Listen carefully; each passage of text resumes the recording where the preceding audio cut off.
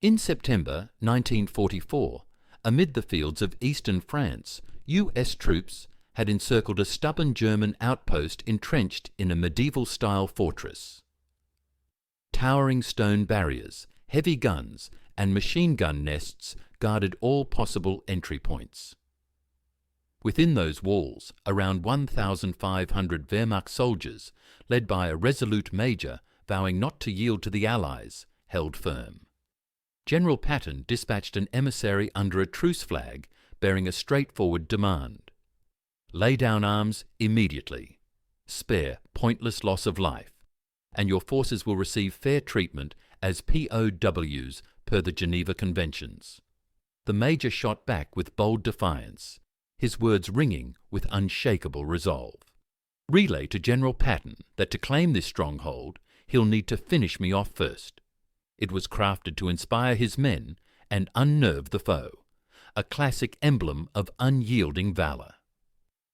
Patton's reply: just 4 terse words. I can arrange that.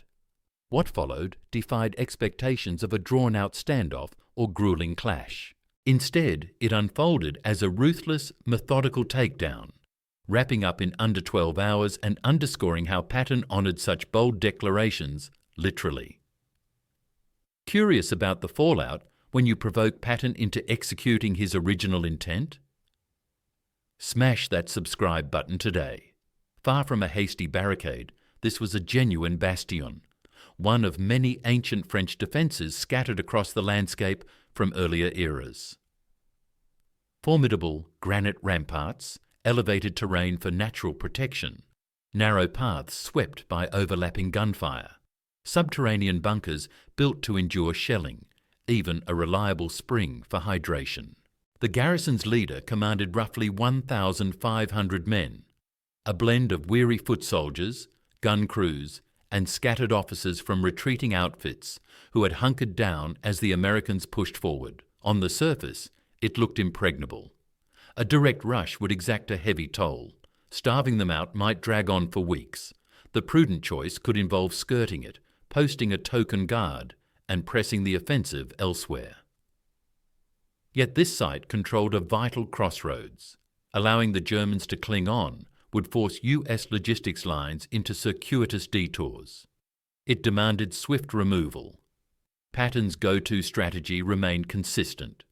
Propose capitulation up front, not purely from compassion, as he avoided needless brutality, but for pure practicality. An uncontested handover saved lives and hours. A contested one squandered both. Thus he issued the customary offer. Standard conditions: submit, get decent handling, head to a POW facility, outlast the conflict, or face a doomed struggle that dooms everyone involved. The major turned it down flat, but his rejection went beyond simple denial. He laced it with appeals to pride, loyalty, and his unbreakable pledge against giving in. He even taunted Patton head-on. To seize this place, you'll have to take my life. Some leaders might interpret that as a cue for talks, perhaps sweeter incentives, or arguments that yielding preserved dignity amid the odds. Patton viewed it through a sharper lens. The major had laid out his desire plainly: perish in defence of the walls. Patton would oblige, but with speed and sheer dominance. Upon the envoy's return with the major's unyielding retort, Patton's aides braced for irritation, fury, or directives to sidestep the fort and circle back someday. What they got was cool, dispassionate resolve. Eyewitness reports from staff recall his eerily straightforward demeanour. The major insists we must eliminate him. Best not to let him down. With that, he rolled out directives, detailed, all-encompassing, tailored to fulfill the challenge precisely, yet with optimal effectiveness. Step 1. Full lockdown of the perimeter. Beyond roadblocks, an airtight cordon, zero traffic in or out. Disrupt their water access where feasible. The defences were robust, sure, but the troops inside craved essentials: provisions, H2O, backup that would never arrive. Next, every big caliber cannon in firing distance zeroed in on the target. No scattershot barrage, just calculated strikes. Those walls could shrug off rifles, but not 155mm rounds. Bunkers might dodge fragments, yet pinpoint blasts would bury them. Then came the aerial punch. Not wide-area runs by dive bombers, but specialised planes unleashing guided payloads at key spots. The command bunker, gun emplacements, ammo dumps inside the compound. Lastly, revealing Patton's flair for mind games, he called for bullhorns to be positioned close. The Germans would get a play-by-play of the impending doom, not as intimidation, but as itinerary. Barrage at this time, airstrikes then, ground push after. Let it sink in. Let them grasp how their leader's noble posturing sealed their collective fate. In the end, Patton stressed to his officers that this operation wasn't heading. The operation was designed to minimise risks and avoid unnecessary losses. The German major craved a battle, and Patton intended to deliver it, but on terms that were utterly dominant, fiercely concentrated and meticulously orchestrated, ensuring it wrapped up in mere hours rather than dragging on for days. His instructions to the soldiers were straightforward. The enemy garrison had been given an opportunity to give up, but they turned it down. Whatever followed was on them, not the Americans. The attack kicked off at daybreak, not out of some outdated custom, but to force the Germans to endure a sleepless night of anticipation. The bullhorns had already blared out the timeline, so those inside the walls were well aware that the barrage would start with the sunrise. They had all night to ponder their fate. Time for the more hesitant fighters to second-guess their commander's stubbornness. Time for uncertainty to fester among the ranks. As daylight broke, the cannonade erupted right on cue. No haphazard shells, but targeted volleys from coordinated batteries zeroing in on key stretches of the stronghold's defences. The aim went beyond mere destruction. It was about systematically breaking down the barriers. Those ancient stone barriers, several feet thick, could take a pounding. Yet Patton had hauled in massive artillery pieces expressly for cracking such bastions. One round after another hammered the identical wall segments, punching holes, weakening spots, and laying bare the hidden chambers within. The Germans' own guns attempted to hit back, only to face swift and accurate US counterfire. Whenever an enemy battery fired, American projectiles were soon crashing down on it. The German gunners figured it out fast. Any reply invited annihilation. 2 hours into the shelling, the aerial assault followed. P-47. Thunderbolts, loaded with 500-pound bombs, swooped in for pinpoint drops on scouted objectives. No wide-area saturation, just surgical hits. The Major's headquarters absorbed 3 solid strikes. An ammo depot ignited, sparking chain reactions that shuddered through the whole structure. The primary entrance was torn from its frame. Throughout the chaos, the amplifiers kept droning on, narrating the unfolding events, previewing the next phase, and extending one last olive branch for capitulation prior to the infantry push. They stressed that survivors could emerge unarmed, palms raised, and receive fair treatment.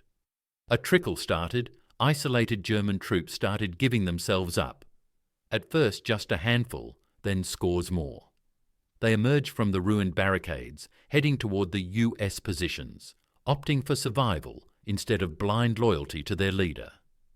The Major fought to hold the line, executing would-be defectors on the spot as cowards, but that just hastened the breakdown in spirit.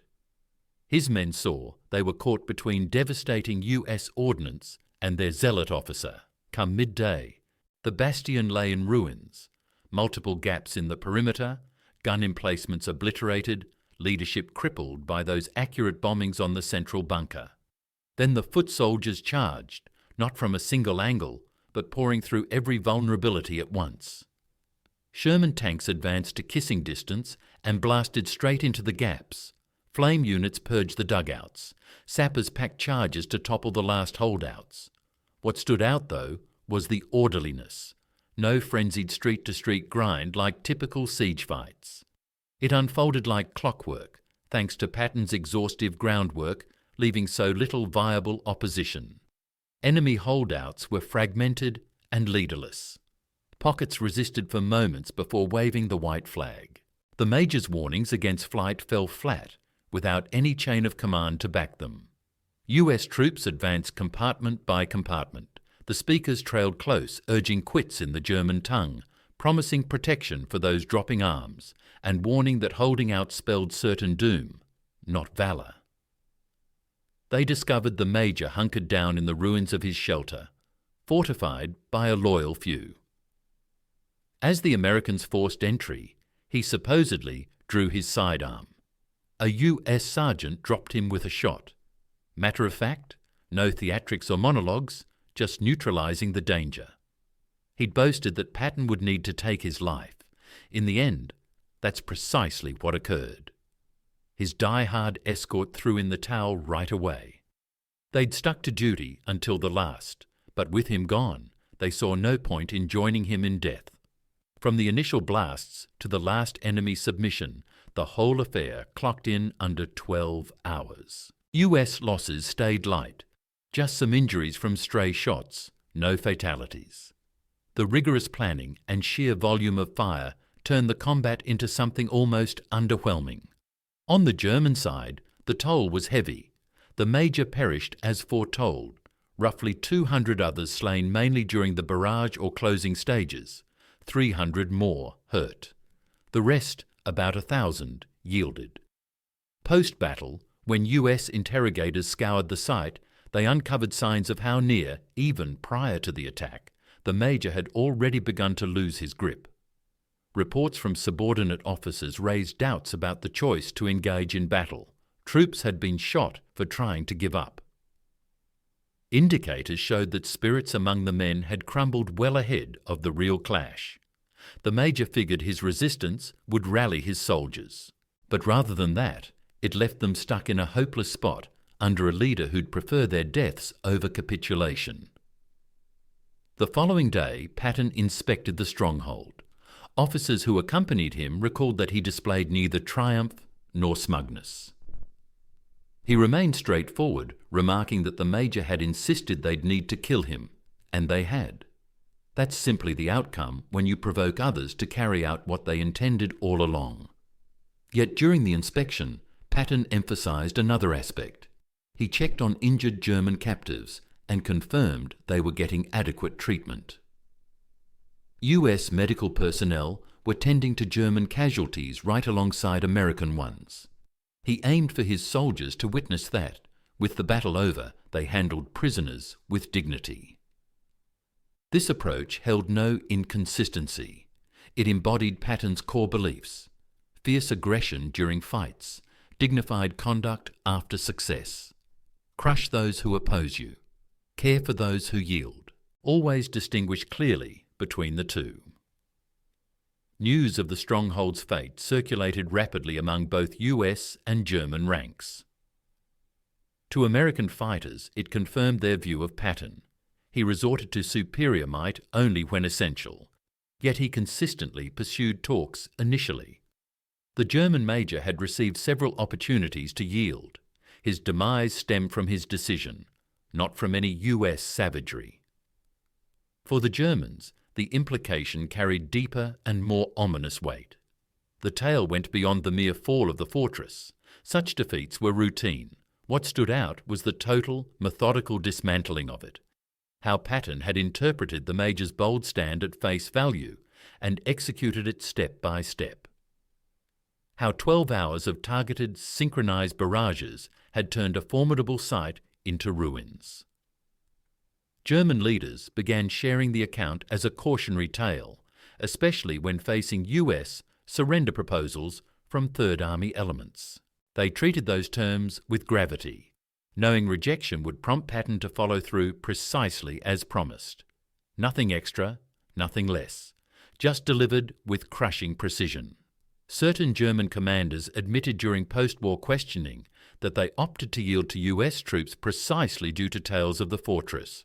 They'd realised Patton's warnings weren't bargaining ploys. They were ironclad declarations. Provoke him, and he'd rise to it. Taunt him to obliterate you. And he would. This represented psychological tactics in their purest, most potent form. No hype, no spin, just unvarnished reality. Patton always followed through on his words. The clash at the fortress also highlighted a pattern in German intel reports about US battlefield strategies under Patton. Americans applied full strength only as required, while exercising control whenever feasible. Their harshness wasn't haphazard. It was deliberate and foreseeable, targeted solely at those who insisted on combat. That foreseeability proved nearly as daunting as chaos. You could predict precisely what awaited if you spurned surrender.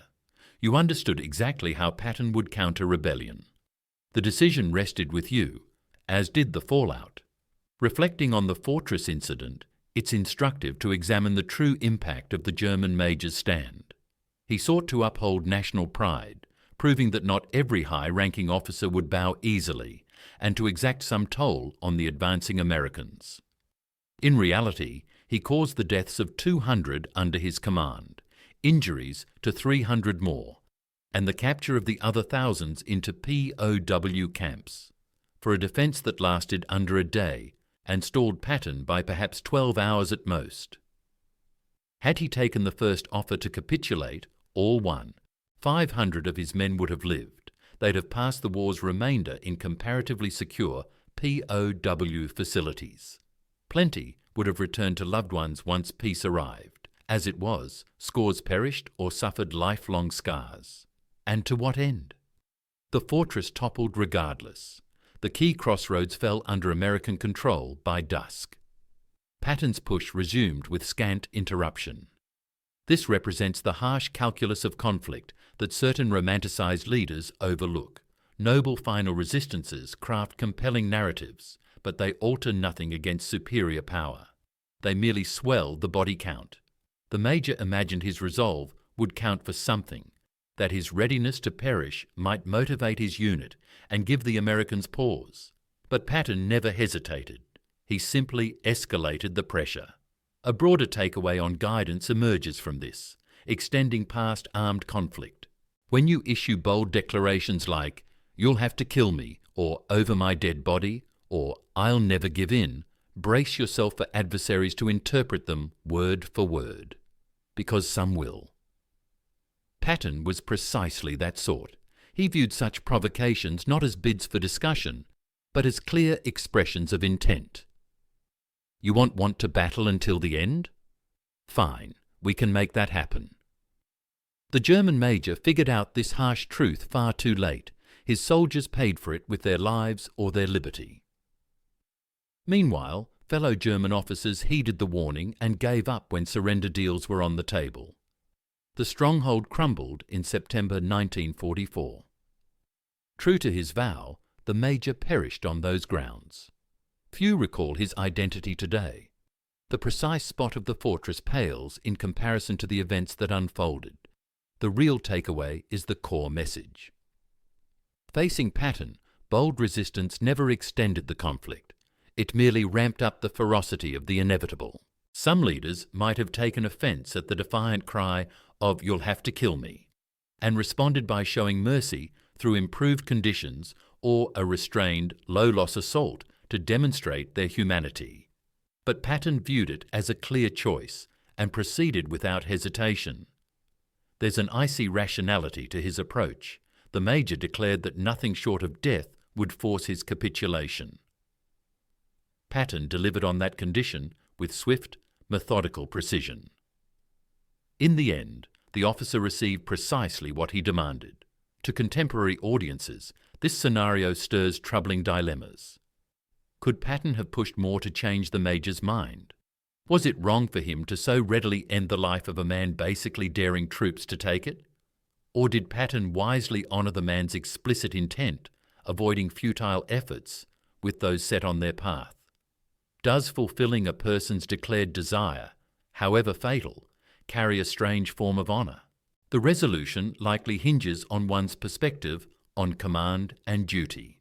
One fact stands beyond debate: the result. The major proclaimed, quote 4, "Patton obliged," and every other German leader who caught wind of the tale became cautious in their words during talks with US envoys. After all, with Patton, provocations didn't ward off action. They invited it. Do you believe Patton could have done more to spare the Major's life? Or did the officer bear full blame for his fate? Share your views below. For additional tales on command, accountability, and the fallout from bold declarations, hit subscribe today. Catch you soon.